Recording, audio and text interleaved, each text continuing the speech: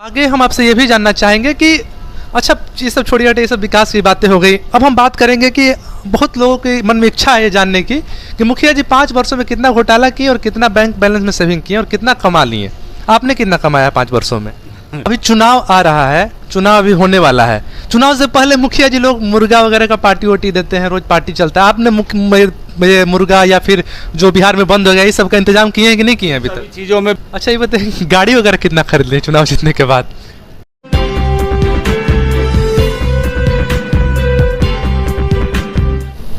नमस्कार, मेरा नाम है सत्यम पटेल और आप देख रहे हैं मीडिया दर्शन। बिहार में इस समय त्रिस्तरीय पंचायत चुनाव चल रहा है और इसी क्रम में हम लोग अलग अलग पंचायत के प्रतिनिधियों से बातचीत कर रहे हैं और जानने का प्रयास कर रहे हैं कि वे पिछले 5 सालों में उन्होंने क्या कुछ किए हैं और अगले आने वाले 5 वर्षों में अगर चुनाव जीतते हैं तो वे क्या कुछ करेंगे अपने पंचायत के विकास के लिए। इसी कड़ी में आज हमारे साथ हैं करघर प्रखंड के खड़ारी पंचायत के वर्तमान मुखिया जो कि अरविंद सिंह जी हैं। इनसे हम बातचीत करने की कोशिश करेंगे और जानेंगे कि आखिर इन्होंने ऐसा 5 सालों में क्या कर दिया कि जनता इन पर फिर से भरोसा बनाए। सबसे पहले सर, आपको बहुत बहुत धन्यवाद कि आपने हमारे लिए समय निकाला। सबसे पहले मीडिया दर्शन हमारे ग्राम पंचायत खड़ारी की तरफ से आपके चैनल मीडिया दर्शन को शुभकामनाएं देता हूं।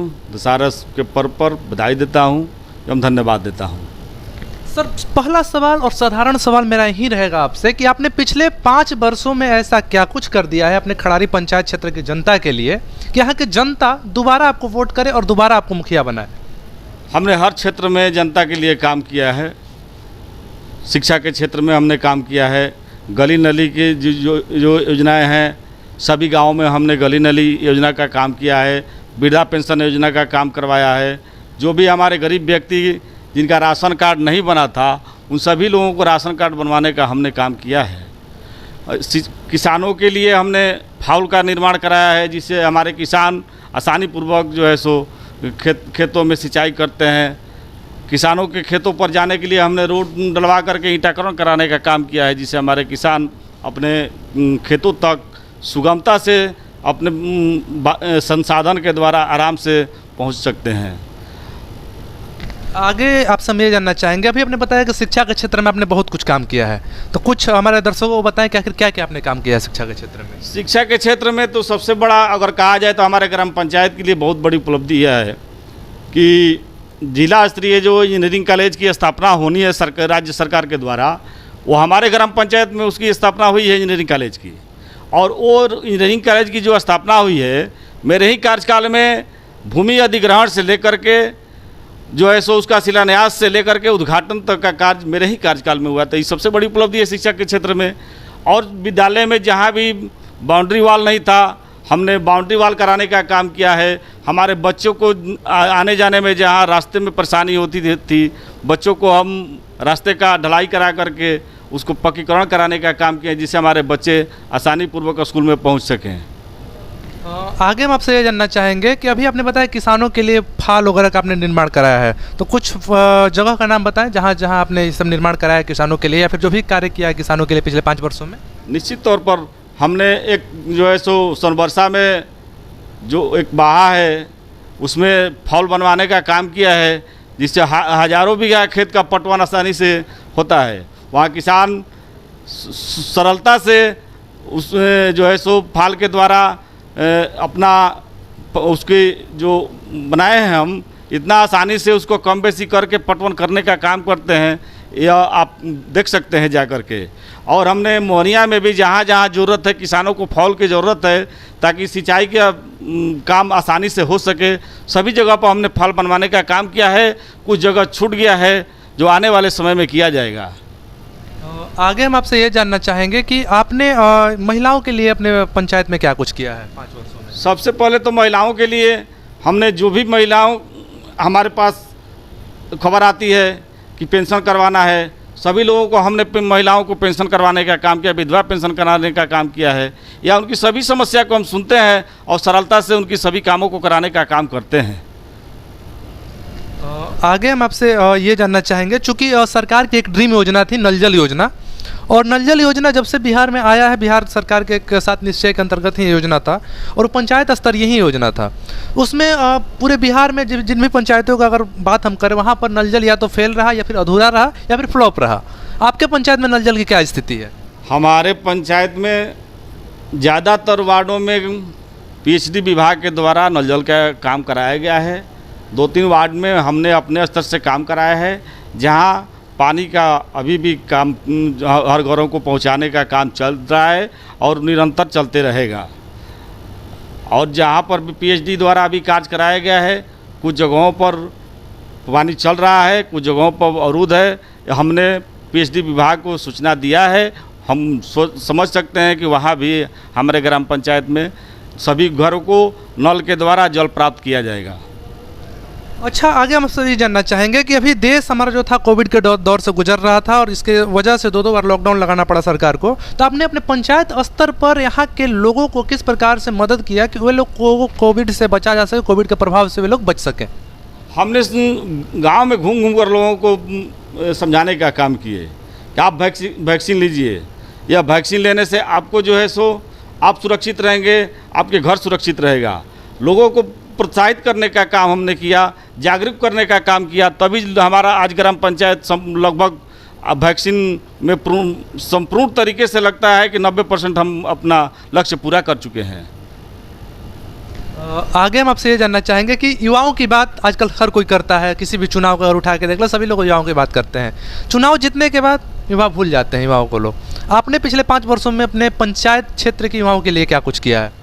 युवाओं के लिए हमने जो भी हमारे युवा आते हैं उन लोगों को मुद्रा योजना के तहत लोन दिलवाकर उन लोगों को रोजगार दिलवाने का काम करते हैं। या जिस क्षेत्र में हमको कहते हैं कि ये मुखिया जी इस तरह से हम लोगों को ज़रूरत है, आप हम लोगों को मदद कीजिए, हम लोग अपना काम करेंगे। हम सभी युवाओं को मदद के लिए तैयार रहते हैं और हर क्षेत्र में उनका कार्य करने के लिए उनके साथ कदम से कदम मिलाकर चलने का प्रयास करते हैं। आगे हम आपसे ये भी जानना चाहेंगे कि अच्छा, ये सब छोड़िए, ये सब विकास की बातें हो गई। अब हम बात करेंगे कि बहुत लोगों के मन में इच्छा है ये जानने की कि मुखिया जी 5 वर्षों में कितना घोटाला किए और कितना बैंक बैलेंस में सेविंग किए और कितना कमा लिए। आपने कितना कमाया 5 वर्षों में? हमने ऐसा कुछ नहीं है, लोगों का सेवा किया है। लोगों का जिस तरह से हमको स्नेह प्रेम आशीर्वाद मिला है, हमने निश्चित तौर पर उनकी जिम्मेवारियों को समझने का काम किया है और अपने कर्तव्य पर निर्वहन किया है। मतलब पैसा नहीं कमाए हैं? ऐसा कुछ नहीं है। पैसा क्या कमाना, इसमें पैसा थोड़े कमाया जाता है। जनता की सेवा करना होता है। हम जनप्रतिनिधियों का कर्तव्य होता है कि जनता का सेवा करें और निश्चित तौर पर हमने जनता का सेवा किया है। अब मुझे विश्वास है कि जनता मुझे पुनः एक बार अपने आशीर्वाद से मुझे दोबारा मुखिया बनाने का काम करेंगी। मैं उन सभी जनता को हाथ जोड़कर अपने तरफ से नमस्कार प्रणाम करता हूं, अपने ग्राम पंचायत खड़ारी की जनता को, कि उन्होंने मुझे जो जिम्मेवारी दिया था उनकी सभी जिम्मेवारियों पर खरा उतरने का प्रयास किया है। कहीं कुछ कमी बेसी रह गई होगी उसके लिए भी मैं उन लोगों से क्षमा पर चाहता हूं, लेकिन सब मुझे कुछ काम अधूरा रह गया है। निश्चित तौर पर अपनी जनता से कहेंगे कि आप लोगों का स्नेह प्रेम आशीर्वाद इसी तरह से रहेगा तो आपके सभी कार्यों के लिए मैं हमेशा सदैव आपके लिए तत्पर जैसे रहा हूं, आगे भी रहूंगा। अच्छा, अभी चुनाव आ रहा है, चुनाव अभी होने वाला है। चुनाव से पहले मुखिया जी लोग मुर्गा वगैरह का पार्टी वार्टी देते हैं, रोज पार्टी चलता है। आपने मुर्गा या फिर जो बिहार में बंद हो गया, ये सब का इंतजाम किए हैं कि नहीं किए हैं अभी तक? चीज़ों में विश्वास हम नहीं करते हैं। आप जनता का दिल जीत करके वोट ले सकते हैं। अगर आपको जनता निश्चित तौर पर, अब अगर आपने जनता के लिए कुछ किया है तो आप जनता आपके लिए निश्चित तौर पर करेगी। इन सभी विषय पर हम विश्वास नहीं करते हैं। जनता आपके लिए जो है सो इतना करती है, आप जनता के लिए कुछ नहीं कर सकते हैं। अच्छा, ये बताइए गाड़ी वगैरह कितना खरीद लिया चुनाव जीतने के बाद? ऐसा कुछ नहीं है, गाड़ी हमने कोई गाड़ी नहीं लिया है। चुनाव जीतने के बाद एक भी गाड़ी नहीं ली है? गाड़ी नहीं खरीदे हैं। अच्छा, जाते जाते हम आपसे ये जानना चाहेंगे कि अगर जनता फिर से आपको वोट कर देती है, 5 वर्षों के लिए फिर से आपको मुखिया बना देती है, तो आपने कुछ सोचा है जनता के लिए क्या कुछ करिएगा आने वाले 5 वर्ष? तौर पर सोचे हैं।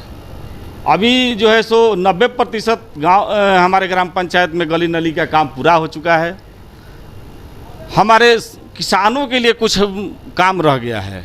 हम सोच सकते हैं कि क्यों ना अपने ग्राम पंचायत को पंजाब के तरह खेतों तक पहुंचने के लिए पक्की रोड का निर्माण कराया जाए। हम उस सोच में हैं। हम सोच रहे हैं कि सभी पोखरा का जीर्णोद्धार अच्छा तरीक़ा से हो ताकि लोग सुबह में टहलें, वातावरण सुरक्षित हो। जो है सो हमारे ग्राम पंचायत में जितने भी पोखरा हैं उन सभी पोखरा का जीर्णोद्धार कराने का हमें प्रयास कर रहे हैं और आने वाले समय में प्रयास करेंगे, किसानों के लिए काम करेंगे। सबसे मेरा ड्रीम प्रोजेक्ट यही है। आखिरी सवाल मेरा आपसे यही रहेगा कि हमारे चैनल के माध्यम से दर्शकों को और अपने पंचायत वासियों को क्या मैसेज देना चाहेंगे?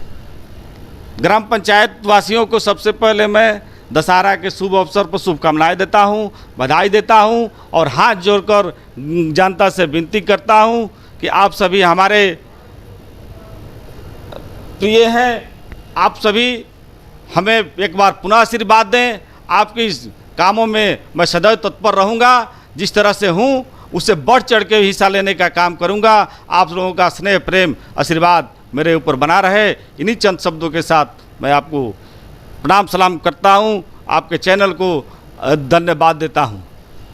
तो अभी आप सुन रहे थे खराड़ी पंचायत के वर्तमान मुखिया जो कि अरविंद जी से, और इन्होंने स्पष्ट रूप बताया कि पिछले 5 वर्षों का इन्होंने अपना हिसाब किताब दिया कि पिछले 5 वर्षों में इन्होंने किसानों के लिए क्या किया, स्वास्थ्य क्षेत्र में क्या किया, साथ ही साथ शिक्षा के क्षेत्र में इन्होंने क्या किया। और सबसे बड़ी बात इन्होंने बताई कि इन्हीं के कार्यकाल में इंजीनियरिंग कॉलेज जो कि जिला स्तरीय बिहार सरकार का इंजीनियरिंग कॉलेज बनना था, इन्हीं के कार्यकाल में उसका भूमि का अधिग्रहण भी हुआ, शिलान्यास भी हुआ और उद्घाटन भी हुआ।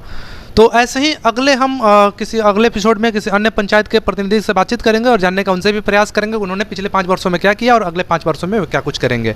ऐसी खबरों को देखने के लिए बने रहे मीडिया दर्शन के साथ। धन्यवाद।